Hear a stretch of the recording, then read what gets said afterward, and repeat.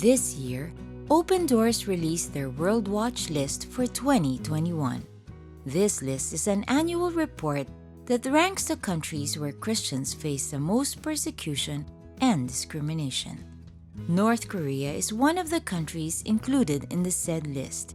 To give you an idea of what it is like to be a Christian in North Korea and what kind of persecution and discrimination they face, watch our interview with Brother Timothy Cho of Open Doors. Timothy is a Christian and a North Korea escapee. My name is Timothy. I escaped from North Korea several years ago, and I now live in the UK. And my ministry, I work with Open Doors here, and if I just given a sentence, that is, we send light into darkest places, including North Korea. So that's my ministry in part of this, sending or bringing hope into the people of North Korea.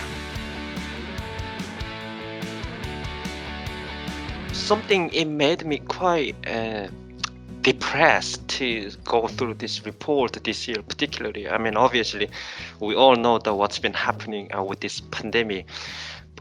And first, obviously, like a few reasons. And first is definitely because of my home country remains number one on the World Watch List for consecutive 20 years. And what it reflects me, I left North Korea several years ago, and it's been consistency of North Korea's remaining in this in the top of the rank, which shows me there have been a very tiny improvement of the situation in North Korea has been showing. And the second reason is that, and compared to last year's World Watch List report, this year we have more figures have shown of persecuted people around the world, which it says more than 340 million Christians suffer high levels of persecution and discrimination for their faith. So where it particularly highlights here very high or high levels of persecution affecting at least 1 in every 8 Christians worldwide. This is very high figures. I think we must pay our attention. It's not just because of these are Christians, but in this context of freedom of faith, should anyone can have this faith, and they're not needs persecuting because of simply by their faith. And this is a really grim figures this year shows how many people are in worldwide are persecuting on a daily basis. We do definitely need more prayers, throughout these years. It is very difficult to find out or hear about what Christianity or what God means is. Because in North Korea, the Kim family is a man of God, and they are God. People have to think and obey and listen to and act as the Kim family from early as process of education. So I did not know about anything God or Christianity or Christian faith, anything like that. Which later I discovered my grandparents were Christians, but my parents could not tell me when I was a boy, because once you discover that and you share with your friends outside, that could cause your parents and you as well and taken into a prison camp whole life. Over 75% of Christian prisoners do not survive due to their faith in God.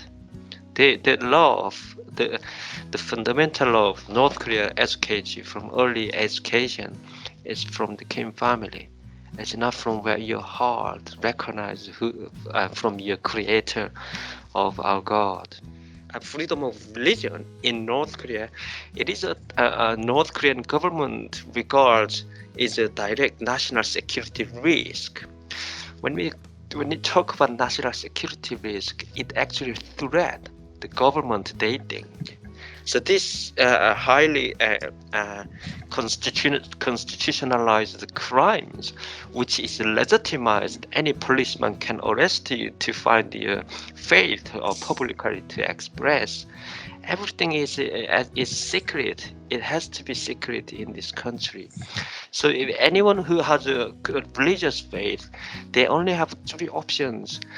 First, you have to run away, escape to another country like myself, where today I can explore my faith and having this interview with you. And I can pray also. I can attend church, freely worship, sing, and attending religious activities. Secondly, if you continue hold that faith in North Korea, because of its danger, a lot of people have to decide to give up on your faith as well.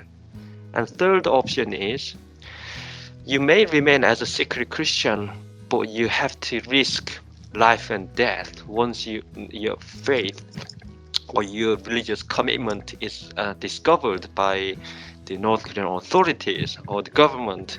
There is no tolerance where you and your family can be taken into a prison camp, where there are currently over hundreds of thousands of political, Christian, and labor prisoners inside North Korea.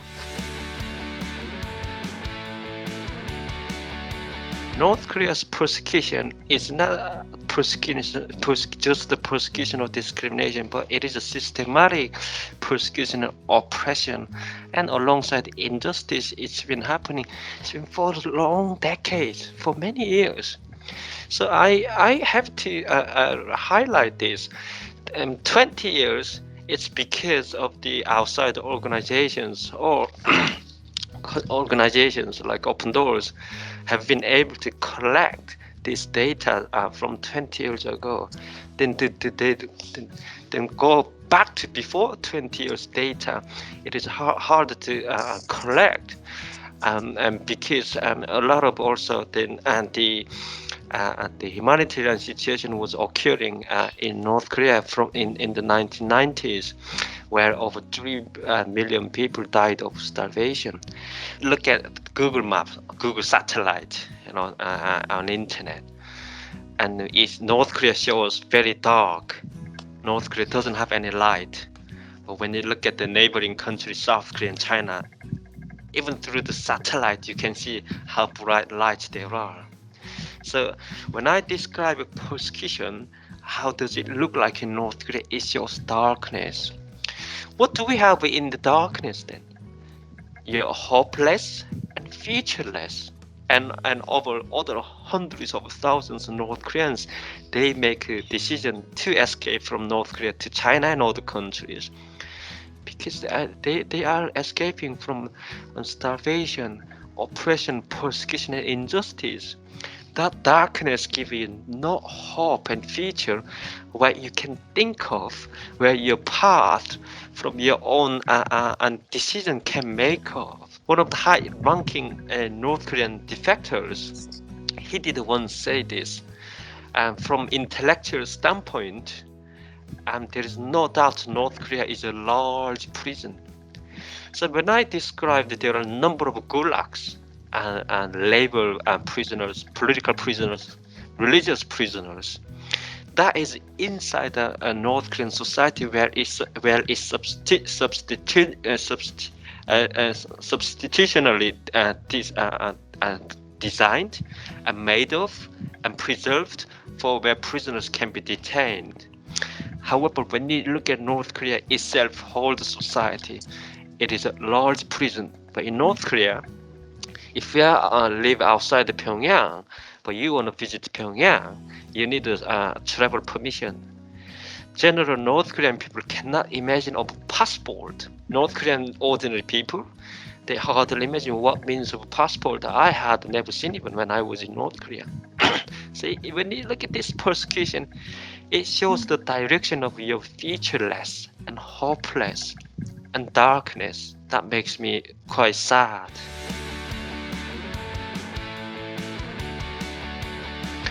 When I eventually made decision to escape to China, And likewise, I had no future inside North Korea. I was belonging to one of those groups who could be mostly and discriminated in food and healthcare or job opportunities, which North Korea describes with classifies within different classification people of the groups. And I was the lowest in a group of those classified people. Once I discovered I had no future, that's what made me to escape to China for survival. I have to say, it was all kind of act of survival I had pursued through this journey until I get here. So I escaped twice, and I was also imprisoned a few times at least in China and North Korea. But what I have to describe, or what I want to share with you, is during my persevering journey, and where you could experience during imprisonment and in prison cells how dark and scare and fear, and you could even imagine to be killed at any moment. That kind of a darkness place where I was during this journey, but it explored to see my heart, where my heart was recognized there is a God who created us. And even when I first met a Christian missionary in China, I was so afraid of him because of my brainwashed and indoctrinated education in North Korea, with all this anti-Christianity and religious education I had in North Korea. That was enough account to explore why I was afraid of this missionary guy. I even thought if you touched the cross necklace, your finger could be rotten straight away, cursed. That was from cartoon and textbook, films, dramas, portrait of anti-Christianity, concept of art, North Korea, where I was deeply brainwashed by that. During my second escape, when I was in Shanghai International Prison, and that was, I have to say, a place where I could not run away anymore because I was in prison. And I could say it was my last hope to put in and to ask God. Otherwise, if I was sent back to second time to North Korea, I had to expect either I could be executed in a public place, or I was sent to a political prison camp, which I could not become who I am today here. There, where I put all my faith and hope in God, which I asked him if he would exist, if we existed in this place, or if you are the creator of this universe and earth in the image of him. I asked his freedom. That was my last hope. It sounds like a bet. You put all your chips. When you go to casino, you put all your chips, putting in a number. That's what we call all in. And I could say my last hope, it was kind of putting all my chips into God, asking for his salvation. And it happened. It happened. When I was released from this prison, and very surprisingly, particularly, and they deported me to the Philippines, which was my first ever outside of China. First place was to the Philippines, and I said thank God, and he showed me his existence from someone's a young boys crying out for his survivor, and what it put me into faith. I would highlight in our life, we got a lot of challenges.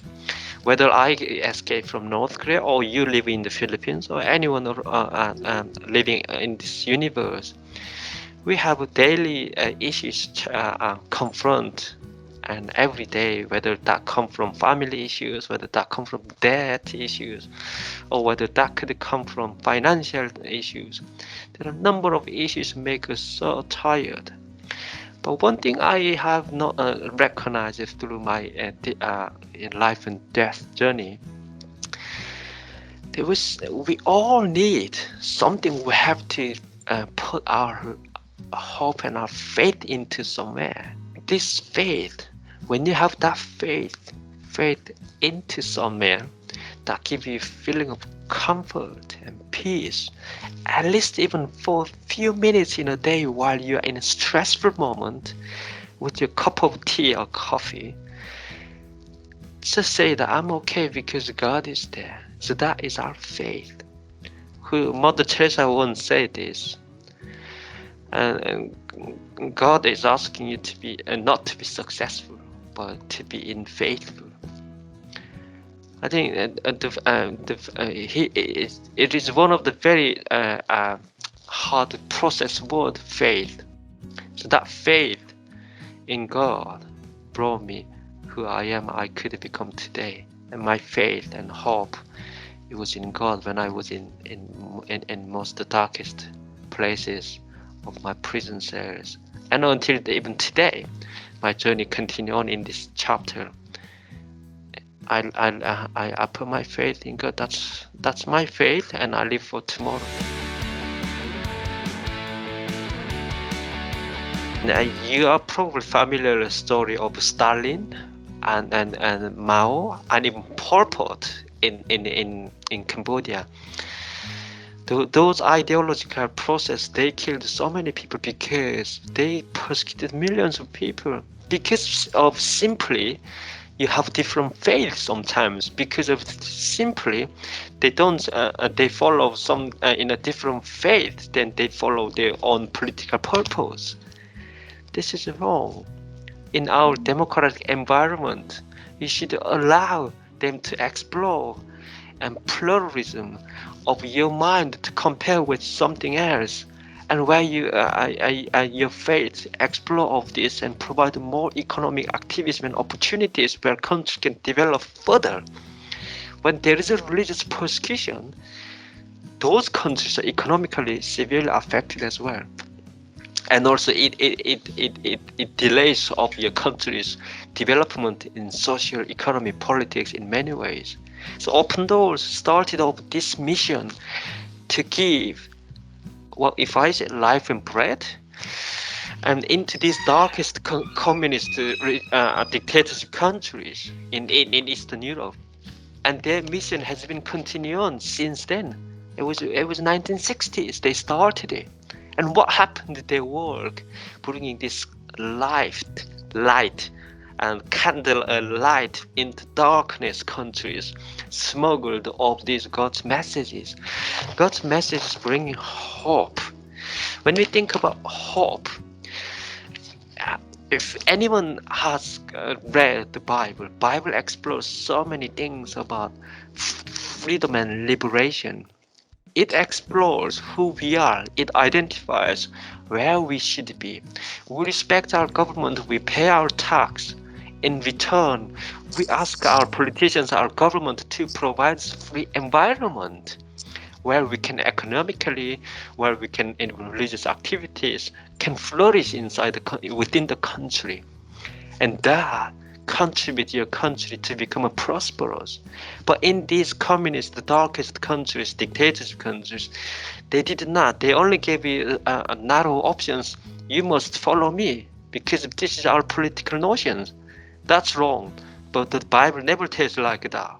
That Bible scriptures and the bread and life, if I may say, because that explores who you are, your identity of freedom in Christ. So Open Doors mission has been in this way for many years. Now look at that. Eastern European countries gone into democratic environment. Anyone can go to church. Anyone can involve any political activities, economic activities. They are in the process of democratic environment. This is what it meant to be. North Korea is the same now. What's happening? So my Open Doors work and also my role into this scope. I am lighting a candle in this work and that candle will shine in the darkest land, North Korea, and where people cannot see what kind of light outside we have. Those North Korean people who even recognize they are something oppressed very severely by their own government. I define the word of open door. You open the doors. In this, you go to prison, open the prison doors, where you can release all these prisoners inside the darkness. That's what open doors mission work has been, and candle light into the darkest land, and bring the hope to these people. And So, I could give this verse, John 1:5. The light shines in the darkness, and the darkness has never overcome.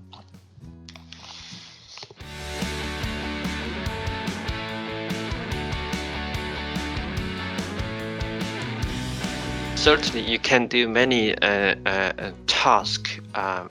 To support Open Doors and other organizations too. There are many organizations, many international groups. They do take this humanitarian work, and you can share with your friends. You can share the work activities of Open Doors, and person like myself, how I also involved in this work.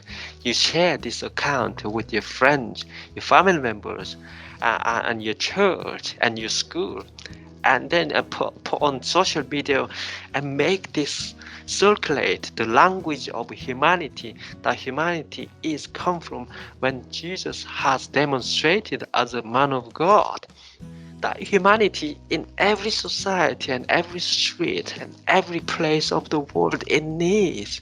That's what God has created in the original place. And do share this, what you can do, share with one another, where that work of Jesus has shown during his lifetime, and he's still there with us, and he still serve one another. He's still telling us love one another, and he also telling the leadership, those leaders, you must serve your people. That's the leaders. They are servants of the people. They are now wielding their own power to oppress their own people. Do share with one another what work of Open Doors do every day, or how they are lightening a candle in this darkest place. I think the world, at this moment, we are all going through difficult time, and we can also describe this is one of the historical darkest moment of this pandemic, caused everyone into difficult, and you can imagine those of democratic people could not move or could not actively going out meet with others, but they are in the house. They have to quarantine. This can visualize you a picture of a persecution in those countries, in those persecuted countries, or in those countries who are people who cannot do what they can, and they are secretly have to do behind the screen, and even a few seconds a day, or if you do a few minutes a day, think of them and pray for them. And persecution should not have happened because of your faith, because of you have Christian activities you have involved, or because of any religious activities you have involved. This persecution has shown us, not just today, but it has shown throughout many centuries. It is not right. It is not right that you are being persecuted because of something you are in faith in a different way. We need that respect one another in this way to flourish and live, creating better world. And I should encourage you and to stand together in this century of persecution. If I reference this word, Because of the current world, we are not just being persecuted or discriminated because of this virus. The virus also come to cause a lot of situation. If you have different faith, then government do not provide you food. But and within our brothers and sisters, let's stand together. But this stand together, we are far better deserved from what God has given us in our heart. When there are good people to stand together, that creates a better environment where we must respect and love one another in faith of who we call our Father and God. And we are all brothers and sisters within His faith.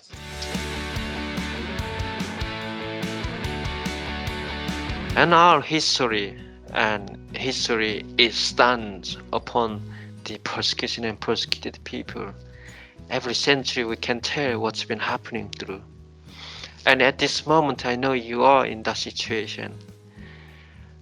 But don't forget that there are other people who are praying for you and who are working hard and who wants to attend your church service freely someday. And I myself, I come from that country where I was born in a place of darkness and hopeless.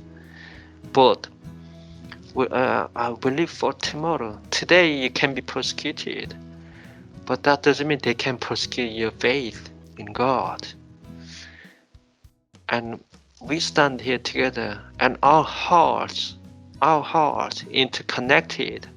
When you are in suffer, and we recognize your suffer, because when one body get pains and the other body also follow the pain and feel it. And we pray for you, and we love you. And there is tomorrow, and that tomorrow we come together and stand and we freely worship God. Timothy was born in North Korea, escaped twice, and was imprisoned 4 times during his persevering journey. He has endured great suffering until he had the opportunity to live in a democratic society. His testimony is a living proof of God's goodness and His faithfulness. To stay updated about the latest news on the persecuted church around the world, don't forget to check out Open Doors website and follow them on these social media accounts.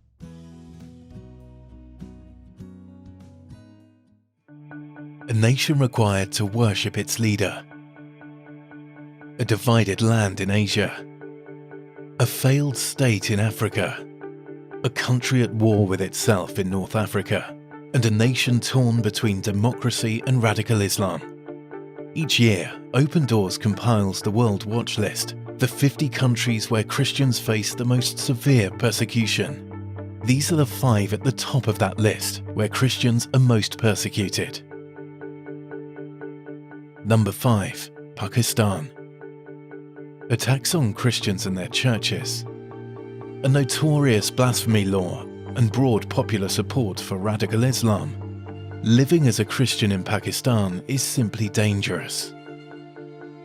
For years, the score for violence in this country has been at the maximum. Christians are regularly attacked and murdered. And the country's blasphemy laws continue to claim victims. Anyone accused of insulting Islam or the Prophet can be sentenced to death. And anyone who even thinks aloud about abolishing these laws puts his life at risk. Number 4. Libya. Violence against Christians has increased once again in this country, plagued by anarchy.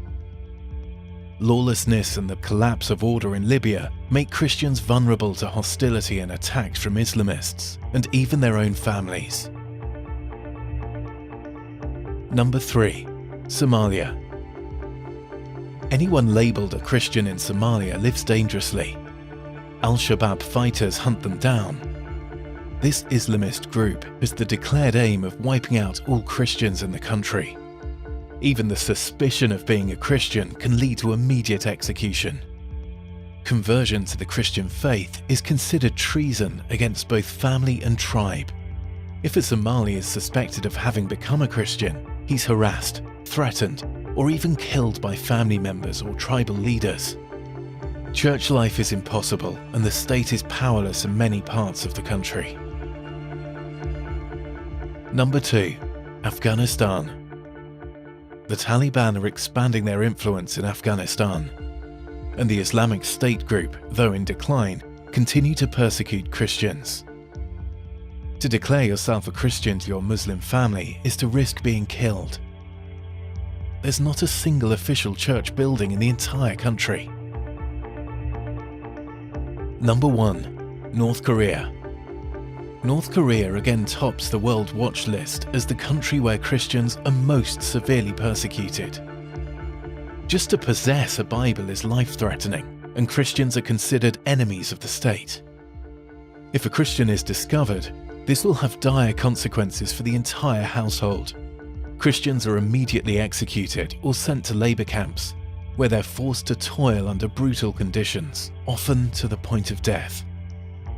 For more information about the situation facing Christians in these countries, for specific prayer requests, stories, and the background behind the figures on the World Watch list, visit our website.